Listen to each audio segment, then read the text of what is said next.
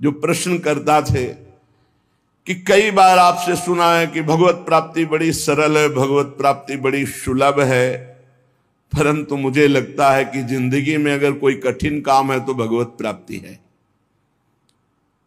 तो भाई जी महाराज ने कहा, भैया भगवान का मिलना बहुत सुलभ है। भगवान किसी कर्म के फल से नहीं मिलते कि ये कर्म किया तो इसका फल हुआ भगवत प्राप्ति। भगवान चाह से मिलते हैं, व्याकुलता से मिलते हैं, रुदन से मिलते हैं। ये सारे कर्म इसलिए कहे जाते हैं कि तुमसे पाप कर्म ना बने, और जब पवित्र हृदय होगा तो भगवत प्राप्ति के मिलन की चाह प्रकट हो जाएगी, रोना आ जाएगा। भगवान मिलते हैं रुदन से, चाह से, व्याकुलता से, लालसा से। संसार के जितने भोग पदार्थ, अवस्था, स्थितियां, प्राणी, ये सब कर्म से मिलते हैं।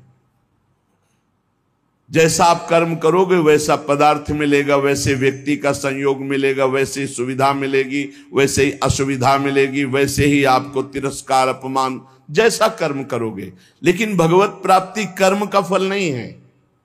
पूज्य भाई जी महाराज कह रहे भगवत प्राप्ति चाह का फल है।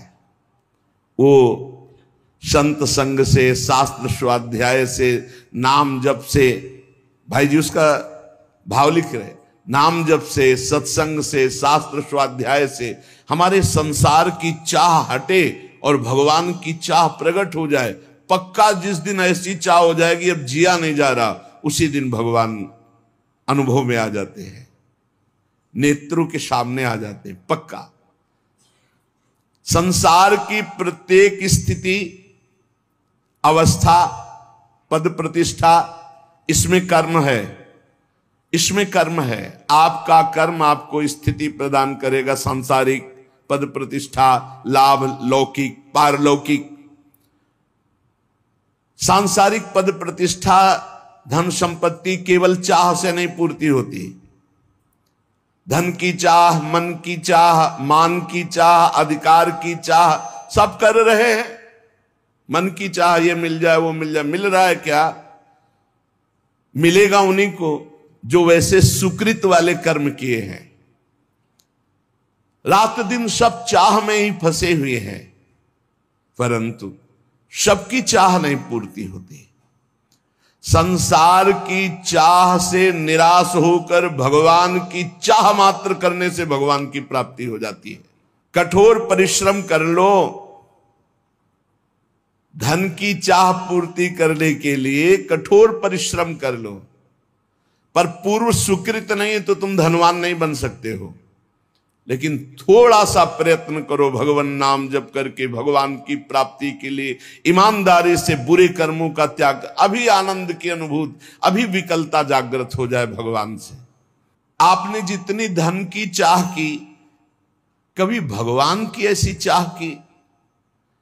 क्या आप ऐसा मानते हैं जितना परिवार से प्यार करते हैं उतना ही किसी एक संबंध वाला भगवान से प्यार करते हो?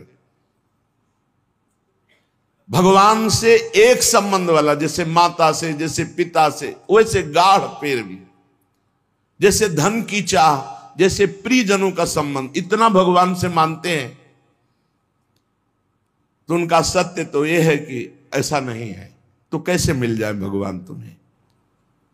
भगवान के मिलने के लिए, चाहे वो चांडाल हो, चाहे स्त्री हो, चाहे पुरुष हो, विद्वान हो, मूर्ख हो, भगवान ये नहीं देखते कि ये कौन है। बहुत सुंदर बात है। और भगवान ये नहीं देखते कि आज के पीछे इसका इतिहास कैसा रहा है, घोर पापी, निकृष्ट स्वभाव वाला या बड़ा पुण्यात्मा, संयमी, ये भगवान नहीं देखते। ये पापी रहा है या पुण्यात्मा, ये स्त्री है या पुरुष उत्तम है या चांडाल, ये विद्वान है या मूर्ख, ये वंदनीय है या निंदनीय, हमारे भगवान ये एक भी बात नहीं देखते। भगवान देखते हैं अपने से अपनापन। कितना आपका संबंध है भगवान से? आप भगवान को कितना प्यार करते हैं? क्या मानते हैं अपना? कितनी चाह है भगवान के प्रति? अगर चाह नहीं, संबंध नहीं, तो फिर कैसे आपको भगवान मिल जाए? कसौटी है। देवर्षि नारद जी ने कहा तद विस्मरणेन परम व्याकुलतेति, प्रभु का जो थोड़ा भी विस्मरण हो जाए तो परम व्याकुलता पैदा हो जाए। कैसी व्याकुलता? धिक्कार पैदा हो जाए अपने अंदर, कैसे मैं प्रभु को भूल गया। किसी कारणवश आभास हो गया कि 1 मिनट निकल गया, अभी नाम नहीं जला। अब वो बहुत, अब कौन सी ऐसी कीमती वस्तु है, कौन सा ऐसा सुख है जिसके कारण मैंने अपने प्रभु का विस्मरण कर दिया? वो बड़ा धिक्कार पैदा करता। तद विस्मरणेन परम व्याकुल, कसौटी है। आप देखो कितनी देर आप विस्मरण बर्दाश्त कर देते हैं। अव्यर्थ कालत्वम, ये भक्त का लक्षण है।